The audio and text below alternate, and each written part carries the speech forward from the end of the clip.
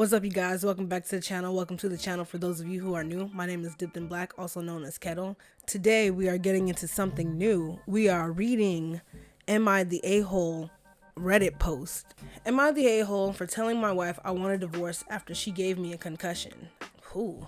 After work, I was playing with my son and went to the kitchen to throw out a diaper. When I walked into the room, my wife started shouting at me, claiming I hadn't been doing anything since I got home. Mind you, I just had spent 2 hours cleaning the kitchen, washing dishes, picking up the living room, and putting my daughter to bed before going to the living room to play with my son while I continued to pick up. Okay, so that's kind of weird that she's already kind of like angry at you if you've already been, working all day. Like, have you guys have not spoken to each other? I'm guessing like you weren't talking to her throughout the day. That's kind of weird. Alright, says, I was frustrated by her comment and asked her what she meant and outlined everything I had been doing. Yeah, as I expected, I left the room and started to walk up the stairs to my living room, and I was struck in the side of my head with a sealed cardboard box weighing about 2 pounds. Okay, this was from about 15 feet away and thrown at full force, so I was dazed for a moment. After confronting her about why she did this, she continued to yell at me and didn't show any concern. Upset and in quite a bit of pain, I went to sit with my son and process what just happened. Yeah, as you should, because I honestly would not know how to feel if my partner threw a TV, a box at me. What a 15 cardboard box weighing about 2 pounds. Yeah, I would honestly feel some type of way if my partner threw something at my head at full force at that. After about 45 minutes, I was experiencing a growing headache and having some problems with the muscles in the right side of my face and jaw. And see, she got you all messed up. I gave her my son and told her I had to go to the ER because something wasn't right. I ended up spending the night in a hotel and the next day began contacting, resourced and scheduling follow medical and mental health appointments. So before you said that she wasn't showing any concern, at this point, is she still not showing any concern? Like, I understand you gave her your child and everything, so now she has to watch the kid and all that, but is she helping you through these processes? Because this is technically her fault, right? The headache lasted 8 days, and I experienced a wide range of symptoms related to my head injury. Like, damn, 8 days. Whew. I missed over a full week of work, and it had been pretty difficult to experience navigating all my emotions while recovering and experiencing some bizarre cognitive issues. Needless to say, I've been keeping my distance from my wife while I've been recovering. Okay, so yeah, I would be too, because now I'm like full on injured me, ma'am. Like, no. Over the last few years, I've also been dealing with regular emotional abuse in the form of insults, constant belittling, and threats of divorce. Okay, whew. So now we getting some background story into this, because I was about to say, like, why is she randomly just hitting you with a box and just coming in the house one day randomly yelling at you, but you've been cleaning all day? But she didn't ask you if you were cleaning. She just assumed that you haven't been doing anything. Like, that's intense. So this has been building up, definitely. This is probably the 6th incident of violent behavior from her in the last 7 years. And the only time she had used an object, and I have serious concern that she could have just easily thrown something that could have broken my skull. I'm now seriously concerned about what will happen next time, and I'm not willing to wait and find out, only to realize I should have left long ago. She has no diagnosed mental health disorders, but how out of control she is when she is angry is now very alarming, and it seems to be escalating. Yeah, if she's throwing stuff at you and y'all been married for 8 years, like, yikes. Additionally, she refuses to apologize for any of her words or actions since I met her, even after a diagnosed concussion. All she will say regarding this event are things like, I didn't mean it. I can't aim that well. I can't aim that well. Let that sink in. Let that sink in, you guys. Why is she even trying to aim at you in the first place. We need to seriously think about this. Sir, I don't see why you're still with this lady if this is the sixth time that she's been this violent. I would have thought one time would have been enough. You don't let it get to the sixth time, sir. Like, you should have been divorced this lady. Like, I'm not even done with the story yet, you guys, and I'm already like, you're not the a-hole. You should have been left her the 6 times. This is crazy. And now she's throwing stuff at your head. Y'all been together, married 8 years. Come on. You should have been left her. Over the last week, I was essentially living in a blacked out room and listening to audiobooks between my frequent naps. Up to yesterday, I have avoided engaging her in conversation or anything that seems like I'm being baited into an argument. I don't have the mental or emotional capacity to handle an emotional charged conversation and wanted to focus on my recovery. Right, as you should. Last night I told her I've been walking on eggshells around her for the last year. I'm not comfortable being around her and don't see there being any way to mend the relationship after this. I just don't see myself being able to emotionally open up to someone who has injured me, ever. I feel you. I honestly feel you because you got me fucked. If you think I'm gonna get with you and stay with you if you hitting me now, like, no. Her response has been to schedule marriage counseling. They always recommend marriage counseling. And she keeps making strange comments about how I have been willing to make it work for counseling to be effective. She doesn't seem to have the ability to understand that this won't ever be water under the bridge and that she's destroyed what was left of our relationship, which isn't much, as there has been no physical intimacy in 2 years due to some medical complications from the pregnancy and birth of our son. Dang, that sucks. So you ain't getting none and she beating you up. Nah. She refuses any physical contact, and lately I have been struggling with the idea of continuing to live this strange celibate lifestyle for the sake of maintaining a stable home for my children. I've been open about this with my close friends and mentors and how I need to leave because domestic violence rarely stops, and I want better for myself and my children. Of course, you should. Always. I decided to pursue divorcing her. Yep. Yes. And I think a large part of telling so many people is to force my own hand due to the embarrassment and shame that staying with her would cause. I told the therapist this and that I want his help navigating towards this goal, but I'm having a very hard time. I'm struggling with the idea of tearing my whole family apart and the effect that it will have on my 4-year-old daughter. Today she was being unusually sweet and wanted to sit with me. When I refused, she made me out to be the asshole and accused me of not wanting to try. I feel like I'm being heavily manipulated and my desire to be the peacemaker and nurturer is being twisted against me. When I mentioned this, she got highly offended and accused me of wanting to destroy our family. This has been a wild experience and has been difficult to process. I have no experience with emotional or physical abuse in a relationship prior to this. Am I being the asshole for refusing to entertain opening up to her or participate in couples therapy due to fear of being manipulated? Should I stick to what I know to do intellectually and totally ignore my emotions and stick to my initial instinct to leave her? You are not the a-hole, sir. And yes, you should get a divorce. You should not stay. You should be smart about it. Don't be emotional about it. It's been 8 years. You have been dealing with this for 6 years, I believe, 7 years. And now it's to the point where she's actually physically injured you. Don't do it. Don't stay. Run. All right, so we got a follow-up, you guys. It says, follow-up. I can't believe the level of support I've gotten since posting this. Most of you shared the same message, and I really appreciate that. There was quite a bit of very thoughtful advice and many points I hadn't considered. I've made up my mind to stick to my intuition and move on from the relationship. The smartest choice you could have made. My biggest concern is now for my children, and I hadn't really considered what would happen to them if she didn't have me as an outlet for her anger. This afternoon, I spoke to a highly recommended attorney, and she agreed to represent me and is helping to file a protection order.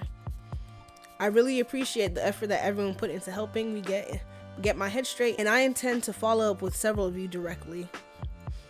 I'm glad this story ended the way that it should have ended. Good job. We saved somebody, you guys. Good job. Let's see what the comments got to say. Someone said, "Did you tell the doctor how you got your concussion or the police?" Right. I actually do wonder, like, what happened with that when you went to the hospital? Like, did they ask you any questions? He says, "Yes, I told the ER staff what happened as well as my primary.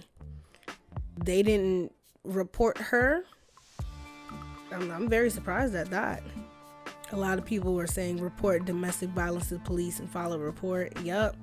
I understand, because like I feel like he still loves her in a way, but at the same time it's just like, I'm tired of being yelled at. I'm tired of being hit. I'm tired of the emotional abuse, and now you're physically abusing me. Yeah. But I don't think he wants to take it that far to where she gets arrested, because then what's going to happen to their child? He can take the child, of course. But I feel like he loves her. He loves her too much and doesn't want to, do that. But luckily, he did divorce her. So we're going to give him a round of applause for that. Would I be the a-hole for breaking up with my boyfriend because he wants to be a father to his nephew? Okay, interesting. I, 24 female, have been with my boyfriend, 27 male, for a little over 4 years now. We recently moved in together 2 months ago. Okay. My boyfriend has a younger sister, 20 female, who had a baby boy last year, and the father isn't in the picture. Okay. The day he was born, my boyfriend opened up some savings accounts for him and has been putting money in them and investing in it regularly. Okay. The baby's first birthday was a few weeks ago, and we went and had a great time with his family. After getting home from the party, he asked me if we could talk. He proceeded to tell me that he was heavily considering moving back in with his parents so he could be there for his sister and her baby.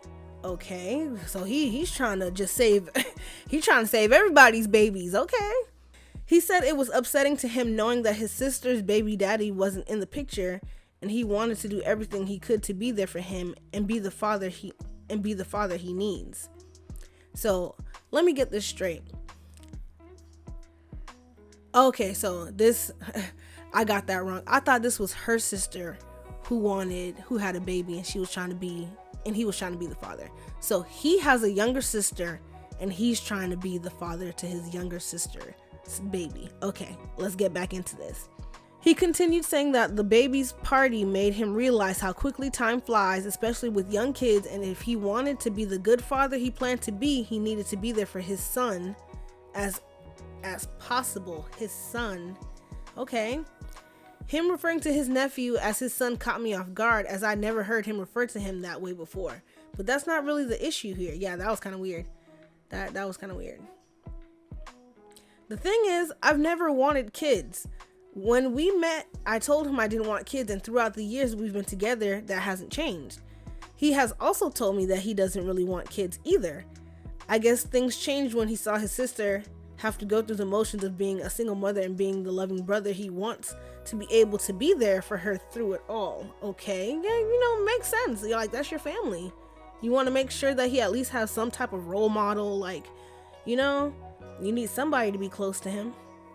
I know that this means that I'll have to be a guardian for him by proxy, and I really don't want that. I cannot stress enough how much I really don't want kids and don't want to be around them 24/7. Hey, that's understandable, that's understandable. Some kids can be highly annoying, but he's just a baby, so you don't know his personality yet. He also said that he would feel bad about breaking the lease since it's only been 2 months, right? And that he will continue paying his half of the rent, but will be staying at his parents' house most of the week in order to be a present father. Like, that's the weird part. That's honestly kind of like, you can still do that and still live with your girlfriend, you know. But I understand you want to be as close as possible, but that's not your child. That's your sister's child, and your sister's not going to remain single for forever. You know, she's probably going to date again, and who knows, I don't know what she's into, but if she's into guys, like, she's going to get another boyfriend probably. So you don't have to necessarily move into your parents' house. Especially the baby's not going to remember none of this. Ever since the baby was born, not only has he been putting money into his savings account, but he has been spending basically all of his disposable income on everything the baby needs. He hasn't bought anything for himself like clothes, shoes, video games, or anything that he would normally buy for himself. He says that he plans on being fully financially responsible for him because that's what a father does. Yeah, that's so creepy. Now it's just as we're getting closer to the end of this, it's just sounding more and more weird because now you're calling yourself the father. Like, okay. Yeah, I know most people would think that this is such an amazing quality to have, and I'm not saying it's not, but it's just not where I am in life right now to have a child or be with someone with a child. I genuinely don't know if I'm valid for feeling this way, but it's been bothering me. My bestie said I would be the a-hole because he's doing a good thing. Do I need therapy? Am I wrong for thinking this way? Should I just get over it and stay with him and live my life with my boyfriend and a bonus son? Would I be the a-hole if I broke up with him over this? Ooh. Alright, let's jump into the comments. Alright, so Emergency Painting 616 says, not the a-hole. Honestly, I find the whole situation pretty strange, especially your partner referring to his nephew as his son. I do too. That's really weird. There's nothing wrong with supporting his sister and her child, but I feel like your partner is getting carried away. This will 100% impact you and your relationship if you choose to stay with him. Yeah, I completely agree with you, Emergency. I definitely do. This is very weird. There's one thing to be supporting. There's one thing to be, you know, what is it, influence, you know, or, you know, what is it, like a role model? Yes, there you go, a role model. There's one thing for those, but to call yourself your sister's son's father, it doesn't sound good, because when I think about that as I'm reading it, it's like, now you're making it sound like you're your sister's baby daddy. And now we getting into some strange territory. It's getting weird. Like, no. Oh my God, no. Snoo Macaroons. Yeah, this is odd to say the least. Setting up a savings account and helping sis out are normal uncle things, but he's way off the mark for normalcy right now, and I don't think he's thought this through. Not the a-hole. OP, I don't know what's going on in his head, but it's strange. I don't think he's looked at the bigger picture. First of all, where is the real father? Even if he doesn't want to be involved, he still has to pay child support. Exactly. And then that's what I'm saying, because it's just like, he's acting like the father's child died. You know, like, she's just a single mom. Like, either way, she can still file for child support, so the father can still financially at least still be in the father's child's life. But some people don't do their duty. Who knows? But I agree. I agree with the comments so far. You are not the a-hole, because this will definitely impact you guys' relationship. He's talking about moving out. Like, his mind is already focused on the baby and not you and you guys' family. Even though y'all don't want a kid, you guys have been dating for 4 years, but living together is a whole different bargain. And the fact that it's only been 2 months, he's trying to move out. Now, what's gonna happen after he moves out? You know, that leaves room for a lot of open things to happen in you guys' relationship. And not saying that he's not loyal, but anything could happen at this point. So let him figure out what he's trying to do, and then maybe y'all can come back together. But ma'am, you are not the a-hole. All right, you guys, I'm gonna end it here today. Please go ahead and comment down below which story did you like. If you're new to the channel, go ahead, like, comment, share, and subscribe so you guys know every time that I post to the channel. Other than that, I'll see you all in the next one. Bye.